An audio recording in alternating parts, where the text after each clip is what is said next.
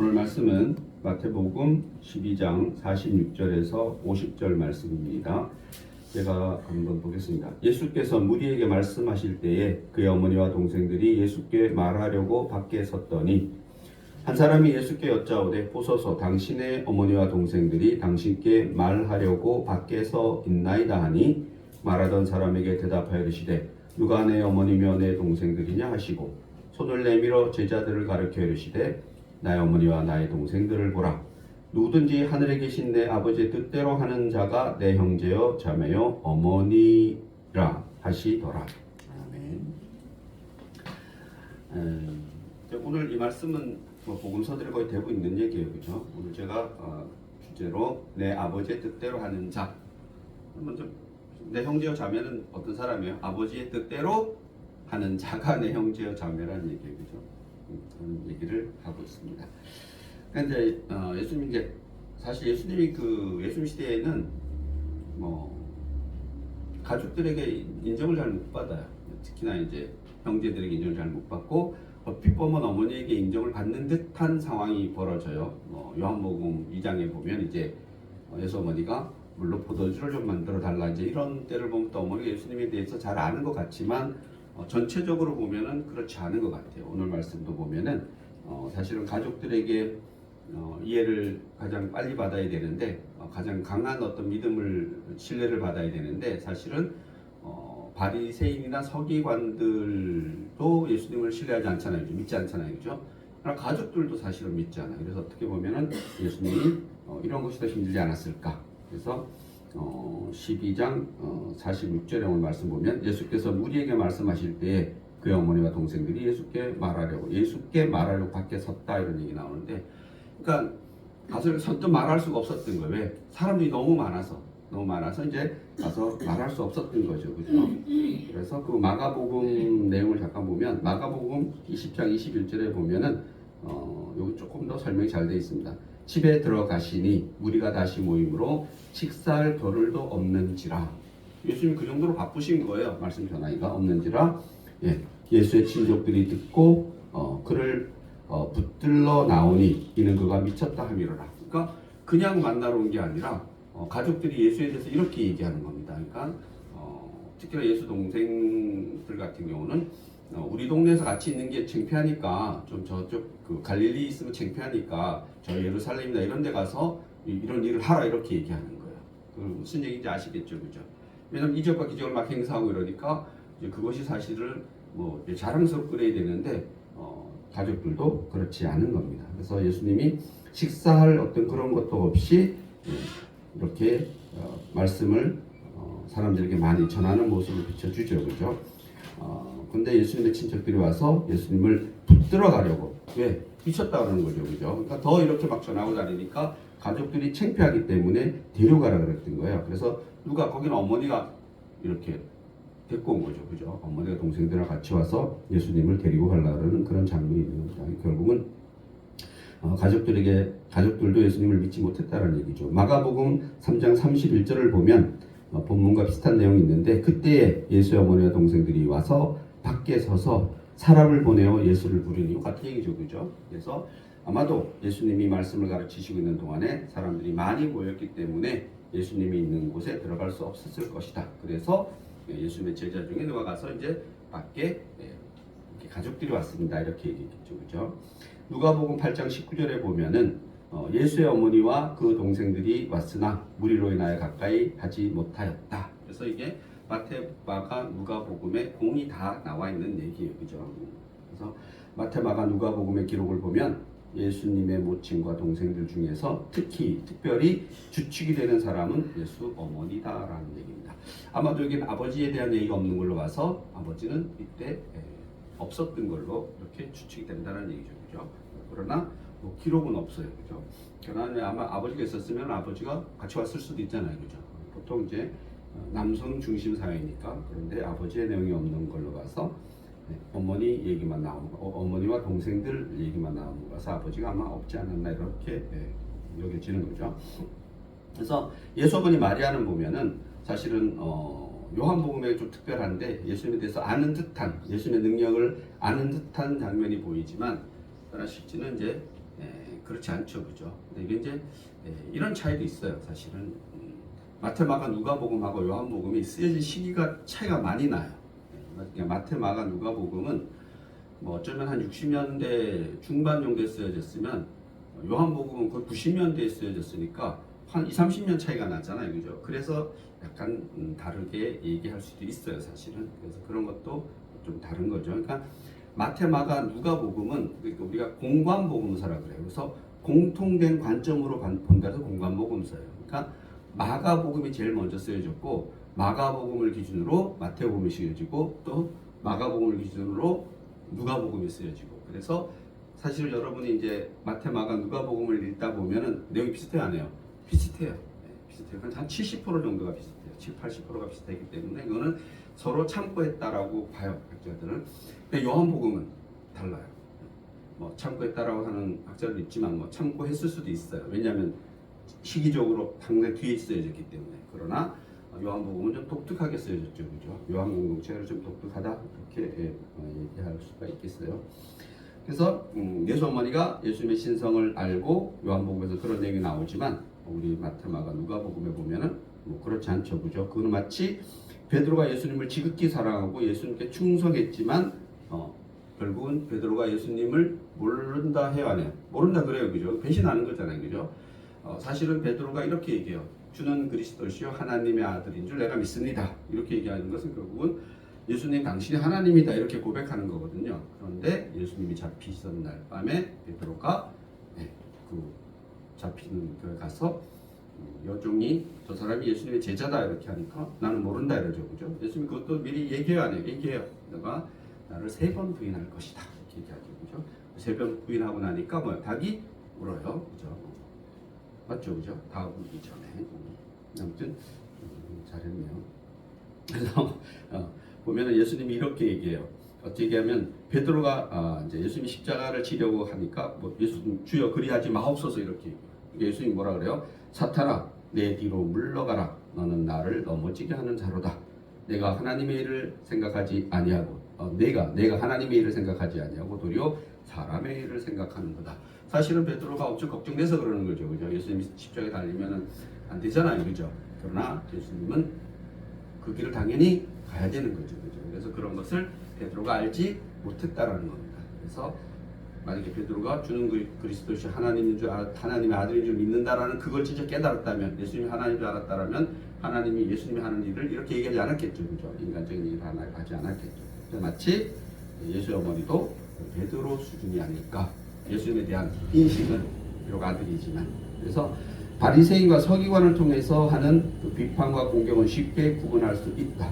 힘들고 고통스러운 것이지만 그것은 눈으로 잘 볼 수 있는 사탄의 공격이지만 그러나 가족이나 충성하는 제자들을 통해서 이렇게 예수님께서 공격을 받을 때는 엄청 더 굳이 더 많이 더 힘들다 이렇게 얘기하는 거죠. 그래서 사람들은 가끔 이러한 영적 도전을 받을 때가 있다.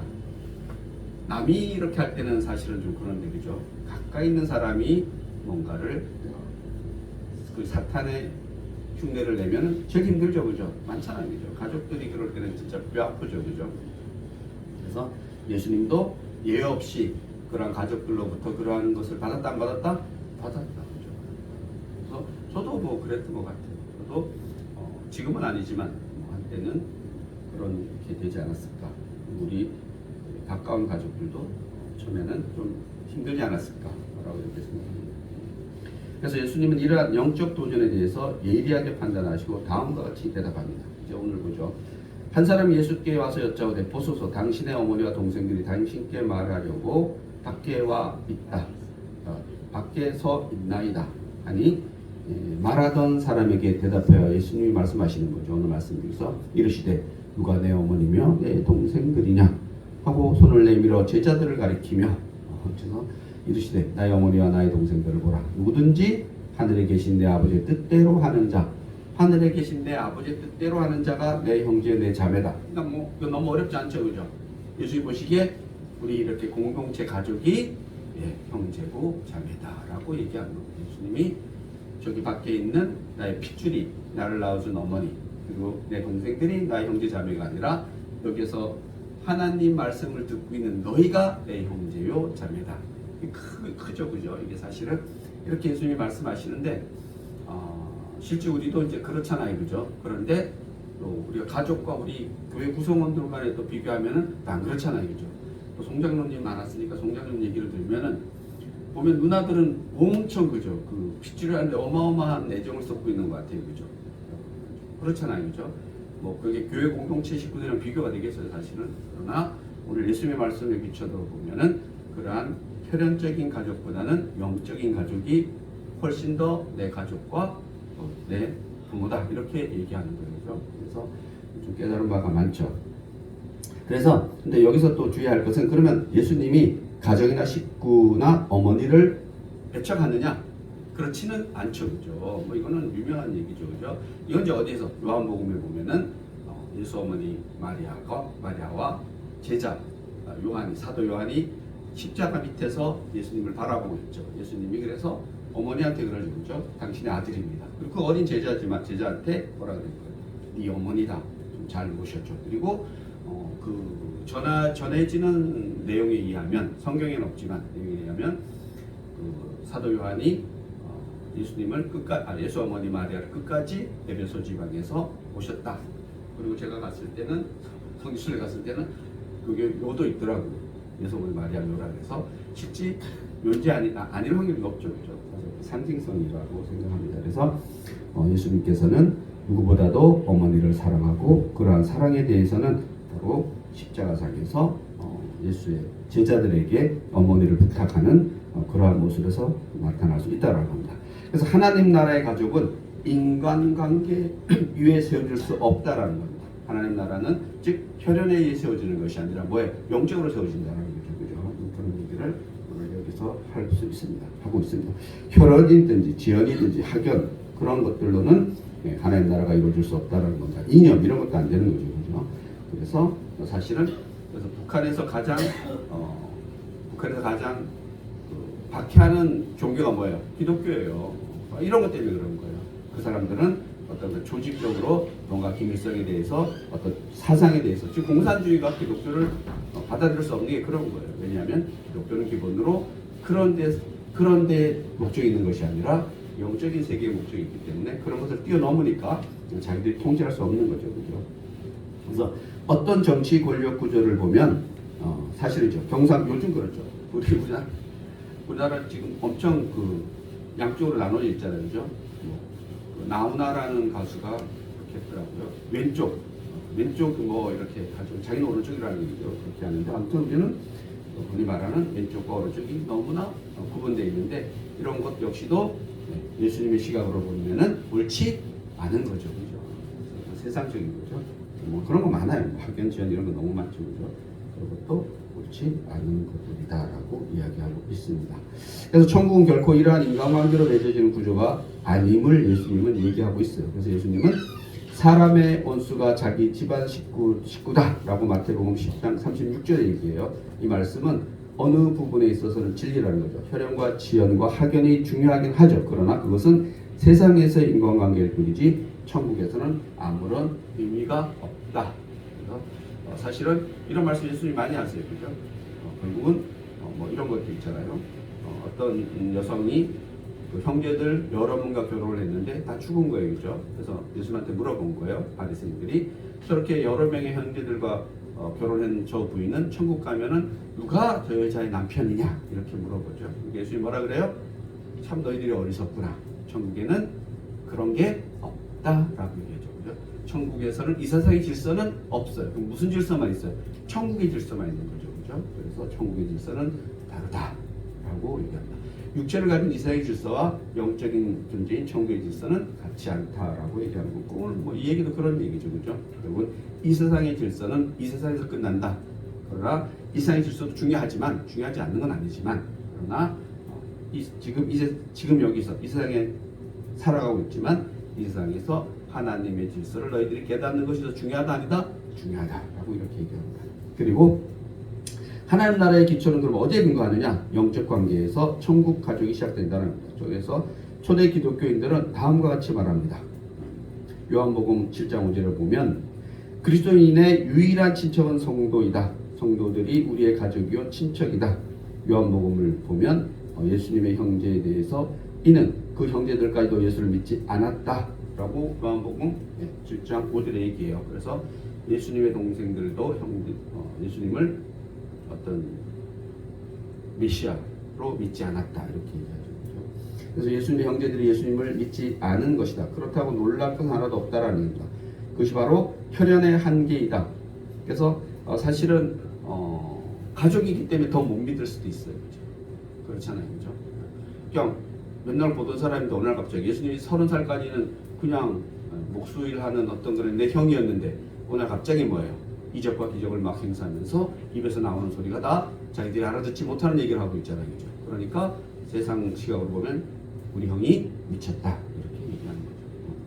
오늘날도 사실은 그렇죠. 그래서 간혹 우리 지금은 기독교 원체 많이 보급되고 알려져서 그렇지만 한때는 예수에 미친 사람이라고 얘기 많이 했죠. 그죠? 그리고 오늘날도 보면은 과도한 사람도 있잖아요. 그죠? 제가 보기에는 들어온 것도 있지만 한편으로는 또 이렇게 오늘날 시대를 맞지 않는 그런 전도 방법 같은 것도 있어요. 그죠? 근데 맞지 않다? 또 제 생각인데 맞지 않는 건 아니에요. 그런데 일반 사람들에게 불편을 주는 것 그런 거는 조금 더 이렇게 스무스하고 좀 이렇게 그렇게 했으면 좋겠다는 생각이 들죠. 그것도 사실 그 사람들이 뭐예요? 예수님에게 완전 사로잡혀 있는 거죠. 이러한 현상이 우리 정통 기독교보다는 이단들에게서 많이 나타나죠.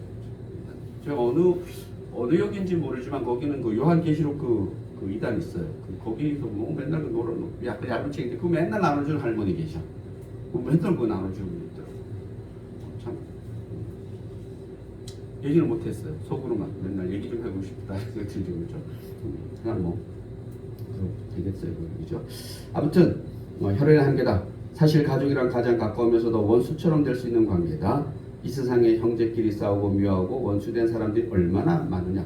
우리 가끔 보죠. 그죠? 명절 때 주로 이런 일이 많이 일어나고 막 죽고 죽이는 일까지 있잖아요. 재산 같은 거 보면 그죠? 형제들 사이에서도 그런 게 있을 수 있다는 거죠. 혹시 우리 중에도 무슨 이유에서든지 형제와 말하지 않고 서로 등진 사람이 있을 수 있다.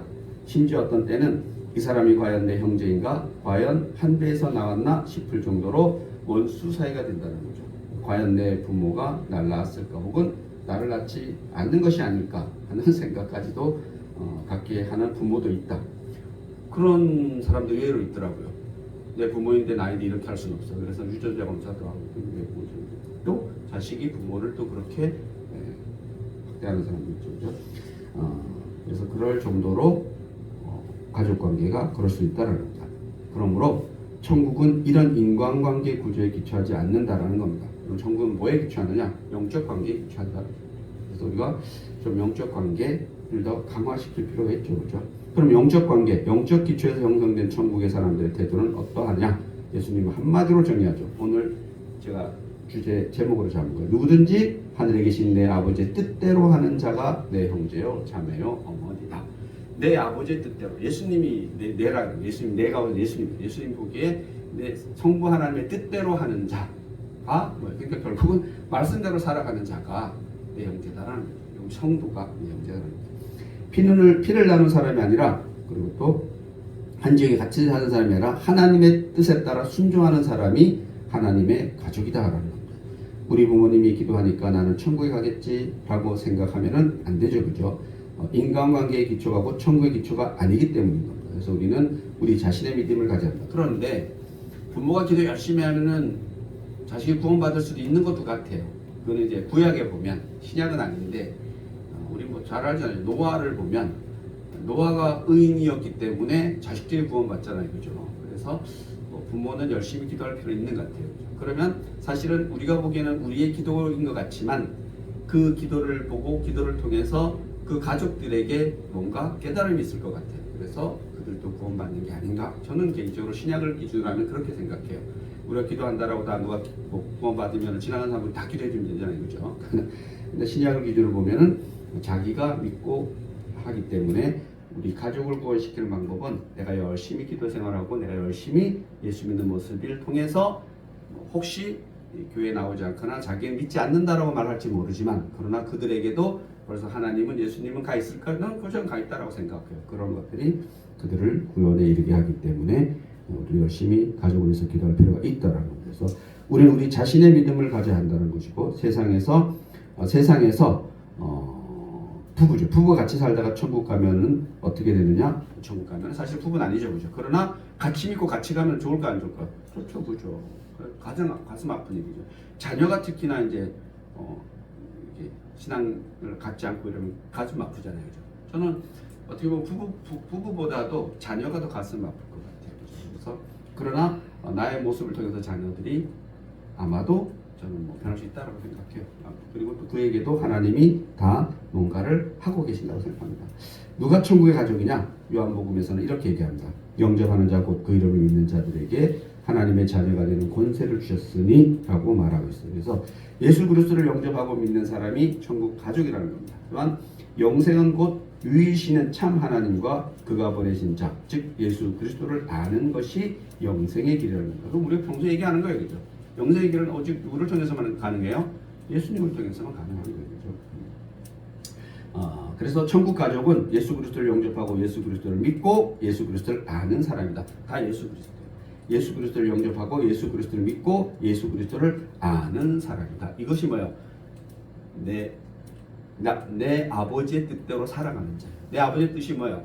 메시아를 보내줄 테니까 그를 믿고 그를 의지하고 그의 말씀에 따라서 그의 보혈의 피를 믿고 영생을 얻으라고 보내준 거잖아요. 그죠? 우리는 그걸 믿는 거예요. 그죠?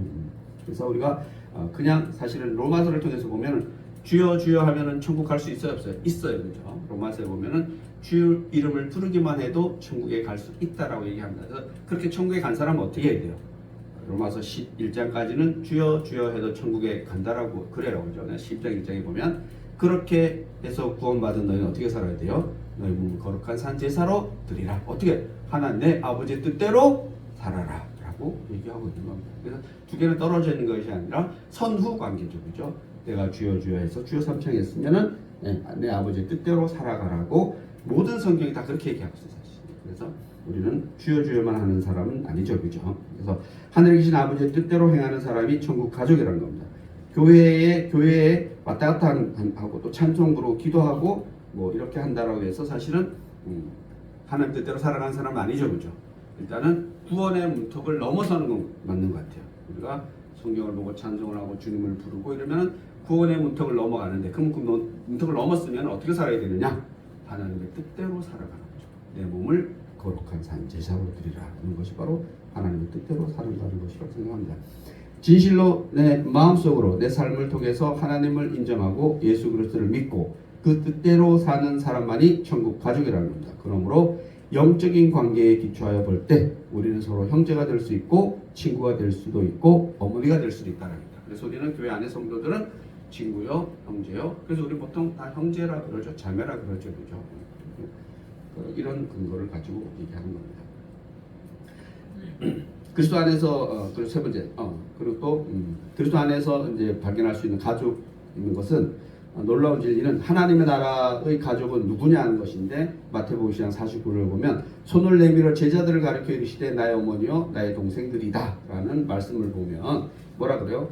예수님께서 볼지어다 이렇게 볼지어다. 천국 가족은 혈연에서 이루어진 것이 아니라 진정한 예수 그리스도의 제자의 삶을 살아가는 사람이다. 또 한번 반복하죠. 하나님의 내 아버지 뜻대로 살아가는 것이 뭐야? 예수 그리스도의 제자로 살아가는 것을 얘기합니다. 그래서 이 진리는 영적인 모든 영역에서 다 이루어지고 예수님을 믿고 나면 천국의 개념도 달라지는 거죠. 그래서 우리는 천국이란 말을 많이 쓰는데 사실 천국을 잘 모르잖아요, 그죠? 제가 저도 천국을 무지 많이 이제 설교 시간에 얘기하는데 천국에 대해서 저도 어떻게 제가 100% 알겠어요, 그죠? 당연히 모르죠, 그죠? 그래서 그러나 또 말을 많이 해요. 그래서 여러분도 각자가 다 천국이 뭘까라는 것을 여러분 스스로가 깨달아야죠, 그죠? 우리의 목적은 결국 천국에 있는 거잖아요, 그죠? 그래서 천국에 대해서 알아야 된다라는 겁니다. 그 얘기를 하는 겁니다. 옛날에 그렇게 친하던 친구가 가까워지지 않는다. 참복음을 알고 나면 피를 나눈 형제도 옛날처럼 되지 않는다라는 거죠. 그렇죠? 그러니까 예수를 잘 믿으면은 이 세상의 것들이 뭐요? 살짝 멀어지는 느낌이 들어요, 그죠? 그래서 이 세상 사람들이 예수 믿는 사람들을 이기적이다, 이렇게라도 얘기해요, 그죠? 그런데 사실은 이기적이라기보다는 구분된 삶을 사는 거죠. 구분된 삶을. 그래서 그 사람들에게 이제 그렇게 예수 믿는 사람들은 자기들끼리만 안다 이렇게 여길 수가 있는데, 그렇게 여겨지는 것이 결코 나쁘지 않다라는 겁니다. 그러면 그렇게 여겨지면 그것을 어떻게 돼요? 이제 우리는 나누고 베풀고, 교회가 그런 거 하는 거죠, 그죠? 우리가 그렇게 하는 거예요, 그죠? 바깥 사람들이 우리를 걱정하는 것이 아니라 우리가 그렇게 예수를 믿고 구원을 받고 구분되는 삶을 살면, 딱 구분돼서 뭔가 달라지는 것이 아니라 그걸 이제 넘어서서 뭐예요? 이 사람들하고 같이 하는 거죠, 그죠? 그 다음에 나눔이 필요한 거죠. 그 다음에 나눔이 필요한 거죠. 예수 믿지 않는 사람들도 나누나요, 안 나누나요? 나눠요, 그죠? 나눠요, 그죠? 그래서 우리는 예수 믿는 사람은 더 크게 나누죠, 그죠? 어느 한국에서 어느 한 학자가 그랬던 것 같아요. 여러 사람이 그런 것 같아요. 한국 교회가 가장 못하는 것이 이게 세계에서 어떻게 보면 대형 교회나 기독교 전체로 보면 부자가 한국 교회예요. 한국 교회처럼 이렇게 헌금하고 이렇게 돈을 교회 많이 이렇게 교회가 돈을 한 게 다른 나라에는 없어요. 이게 우리나라는 엄청 많은 거죠. 지금은 좀 그렇지만 한때는 엄청 났었죠, 그죠? 특히 대형 몇 개 교회는 거기에 비해서 뭐가 부족하다? 나누는 게 부족하다. 그러니까 결국은 저희들처럼 이렇게 크지 않은 교회들은 그럴 일이, 한국교회 70%는 그럴 일이 거의 없지만 20-30% 되는 그런 교회들이 사실은 많이 나눠야 되는데 그렇지 못하다 보니까 나중에 뭐가 생겨요? 돈 문제가 생기는 거죠. 돈 문제가 생기고 결국은 큰 교회에서 갈라지는 게 뭐 때문에 갈라져요? 돈 때문에 갈라져요. 파가 나눠 싸우는 게 뭐 때문에 갈라지는 거예요? 총도 수 때문에 갈라지는 거죠, 그죠? 그래서 요즘은 큰 사건이 안 나지만 늘 존재하는 사건들이죠, 그죠? 그래서 그런 것을 잘 못하기 때문에 그래요. 그래서 그런 걸 잘하는 교회도 있어요, 사실. 그래서 적당히 커지면 교회를 나눠가지고 잘 갈라지고 미리미리 갈라지고, 또 어떤 교회는 거의 한 6-7만 명 정도 되는 교회임에도 불구하고 재정이 빠듯해. 왜 빠듯하냐면은 선교를 엄청 많이 하니까. 그래서 제가 옛날에 좀 얘기인데, 그러면서 6-7만 명 되면은 그 교회 재정이 엄청 나거든요. 그럼에도 불구하고 마이너스 될 때도 있다 그러더라고요. 왜냐하니까 선교를 너무 항상 초과해서 보내니까. 그래서 그런 교회가 올바른 교회죠, 그죠? 올바른 교회. 그러지 않으면 그게 뭐 해야 돼요? 쌓이는 거죠, 그죠? 교회는 쌓이면 문제가 되는 거예요. 아무튼 영적인 것으로 기초가 된 그런 것은 다르다라는 겁니다. 영적으로 기초가 된 것은 다 달라요. 어제도 가끔 요즘을 시상식 있잖아요, 그죠? 시상식 보면은 크리스천들 보면은 항상 하나님께 감사합니다 이렇게 하는 친구들이 앨범 많아요, 그죠? 이 영광을 그죠? 다르잖아요, 그죠? 그 사람들은 이 세상의 일을 열심히 해서 상을 받았지만 그 저변에는 뭐가 깔려 있는 거예요? 영적인 하나님 깔려 있는 거죠. 그러니까 우리는 그럴 수 있는 얘기죠. 여러분은 나는 무슨 좋은 일이 있으면은 하나님 감사합니다 이게 나올까라는 거죠, 그죠? 나와야 돼요, 안 나와야 돼요? 나와야죠. 자연스럽게 나와야죠. 그리고 힘든 일이 있어도 뭐예요? 아버지 나에게 힘을 주세요 이러죠. 우리 힘들 때만 아버지 찾잖아요. 뭐가 좋은 일, 즉 나의 감사함이 있을 때도 자연스럽게 하나님 감사합니다. 영광을 아버지께. 어떤 사람도 다른 종교 얘기하는 사람도 한 사람 봤어요. 저도 있더라고요. 그래서 아무튼 영적인 가정은 중요하기 때문에 영적인 가족끼리 상처를 받으면 그 상처가 크다. 공동체도 마찬가지예요. 우리가 영적인 가족이기 때문에 공동체 안에서 주로 무너지는 사람이 뭐 때문에 무너져요? 사람 때문에 무너져요. 그러니까 영적인 공동체에서 영적인 사람, 즉 교회 구성원들에 의해서 무너지는 게 제일 많아요. 그래서 어떤 사람들 보면 난 어떤 목사님 때문에 상처를 받아서 교회 안 가. 이런 말이 제일 많은 것 같고, 또는 장로님 때문에 안 가. 어느 권사님 때문에 안 가. 근데 주로 보면은 그들 사이에서 뭐 때문에 대부분 무슨 거래가 있는 거예요? 돈 거래가 있는 돈 거래가. 제가 이 교회 올 때 좀 관여했던 그런 사람도 그분은 무슨 권사님들 돈을 많이 빌려. 1, 2천이 아니라 막 억씩 막 빌려. 있잖아요. 그래서 그거 나중에 받아내느라고 막 난리하고 막. 그래서 가능한 하면 교회 안에서는 가족도 마찬가지지만, 그래서 가족도 그렇잖아요. 가족도 돈 거래가 잘못되면 가족끼리도 안 보잖아요. 그래서 공동체도 마찬가지예요. 어떤 경제적인 거래는 그냥 이렇게 충분히 뭔가가 가능한 것까지, 그 이상은 아니에요. 근데 의외로 그런 게 많죠, 그죠? 그래서 사실은 시험 받고 사실은 그 사람 때문인데도 불구하고 그 사람이 뭐를 떠나요? 하나님을 떠나버리죠. 교회를 떠나는 것이 아니라 아주 영적인 걸 떠나버리는 그런 일이 있다라는 겁니다. 그런 얘기를 하는 겁니다. 그래서 영적인 사람들끼리 만나면 더 조심스러워야 된다. 이렇게 얘기하고 있어요. 그래서 우리는 혈연으로도 지연으로도 학연으로도 설명할 수 없는 사람들이 뭐다? 우리 영적 공동체다. 이렇게 성경은 이야기하고 있습니다. 그리스도 안에서 우리는 형제된 사람들이에요. 그래서 우리는 다 형제 자매라고 얘기합니다. 예수님이 그 기독교 안에 들어온다면 뭐야? 아버지하고 아들도 형제죠, 그죠? 이걸 이제 처음에 이해를 못하는 거예요. 야, 너는 뭐 교회 가면 아버지하고 아들이 형제냐? 엄마하고 딸이 자매냐? 네. 근데 맞죠, 그죠? 네. 그걸 이제 이해를 할 수 있으면은 우리 된 거죠, 그죠? 이해할 수 있다라는 거. 그러나 바깥 사람들이 이해 못하는 거죠. 교회에 왔다가 그냥 이렇게 가는 사람, 그냥 가면 우리는 없어요. 저희 교회는 뭐 없지만 보통 교회를 이렇게 어떠한 이유에서 교회 그냥 교회를 나가는 사람이 있어요. 뭐 옛날에는 그 사업하는 사람들, 특히나 뭐 사람들 많은 데 가서 뭘 할 수 있는 사람이 있습니다. 보험하는 사람들, 또 방문 판매하는 사람들, 화장품 하는 사람들, 이런 사람들 대형교회 많이 갔었어요. 그래서 그렇게 그런 의도를 가지고 교회를 가면 물론 좋을 수도 있죠. 그러면서 예수 잘 믿으면 되죠, 그죠? 그러면 더 좋은데 보통 그렇지 않은 사람들은 다른 목적으로 교회를 왔다 갔다 하는 사람은 사실 가장 불쌍한 사람들이죠, 그죠? 그래서 우리 이 교회는 제가 보기에는 아닌 것 같고요. 보통은 그렇다고 봅니다. 그래서 천국을 누리고 사는 사람은 외로울까요, 안 외로울까요? 외롭지 않아야 되는 거죠. 천국을 내가 진짜 알으면 내가 외로워야 돼, 안 외로워야 돼? 외롭지 않아야 되는데 우리 외롭잖아요, 그죠? 세상에 이 세상에 태어난 이 몸을 갖고 살아가는 사람 중에 안 외로운 사람이 있을까요? 저는 없다라고 생각해요. 외롭죠, 그죠? 그래서 외로우면 안 된다라고 제가 얘기하는데 여러분이 그러면 목사님은 안 외롭습니까? 외로운 적이 없습니까? 그럴 리가 있겠습니까? 너무 외로워요. 날씨가 추우면 더 외로워. 그러나 그것을 벗어나려고 부단히 애쓰는 거죠. 저는 이제 습관 중에 이런 게 있어요. 찬양이나 이런 음악을 웅얼웅얼하는 게 제가 좀 많이 습관이 좀 많이 돼 있어요. 물론 지금 설교 시간이니까 제가 찬양을 이렇게 웅얼 그런다는데 뭐 찬양보다는 저는 이제 그죠, 우리 전통 가요를 많이 웅얼거릴 때가 있죠. 찬양도 웅얼거리고. 그러니까 아침에 탁 눈을 뜨면은 여러분 없나요? 저는 왜 무슨 찬양이 탁 떠오를 때가 있어요. 그 찬양을 하루 종일 웅얼거리고 있죠, 그죠? 또 오늘 가요가 탁 떠오르면 그거 하루 종일 웅얼거리죠. 아까는 탁 떠오르는데 요즘 유행의 아파트